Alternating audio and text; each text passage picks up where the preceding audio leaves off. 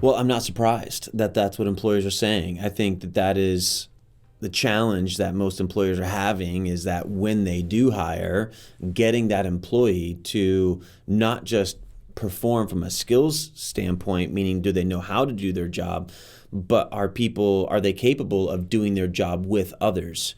And, I feel bad for every, person named Karen right now, because the name has been hijacked, but nobody wants a Karen on their team. Nobody wants somebody who is unaware of themselves, unaware of the experience that they create for others, unaware of their willingness or lack of willingness to make adjustments, to modify.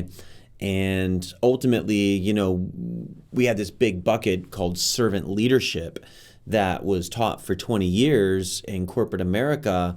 And it was all the conferences, all the rage. And, John Maxwell built his whole career off this thing. And this conversation is actually was the foundation for what we're calling emotional intelligence now. And, this conversation was actually the foundation for what we're calling emotional intelligence. And so this is an opportunity, I think, for us to double down on better language, better training, and a better onboarding experience of just saying, how do we measure someone's emotional intelligence? Because emotional intelligence will produce communication and it will produce teamwork, those top two objectives. Emotional intelligence also impacts sales, that third category. What was it, 38%, right, is wanting sales as a top skill for what they're hiring in. And so that ability to sell is about understanding where value is at for the person they're selling to, right? And so this is a key skill. Once again, I believe emotional intelligence is what's there, what's needed. It is the opportunity for growth. And so how can we as employers not just do a better job at identifying it, but also growing that? And I think the number one step to growing our ability to identify that capability to be high in communication and high in teamwork and even high in sales is the emotional intelligence of the organization as a whole. The more intelligent from an emotional point of view that the organization is, the better it will be at identifying people who are capable of working in that space.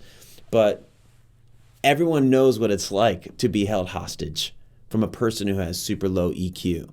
And in today's liability landscape when it comes to HR, there's not great tools or language or protection for organizations to be able to make adjustments on their team to hire and then fire when there is an EQ. And so it's highly subjective when it comes to how we measure someone's EQ.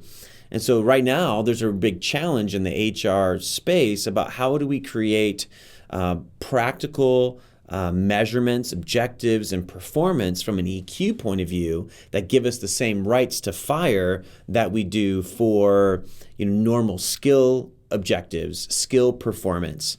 And it's no longer good enough that you know how to do your job. You now have to be able to do your job with others and create a human experience that's sustainable.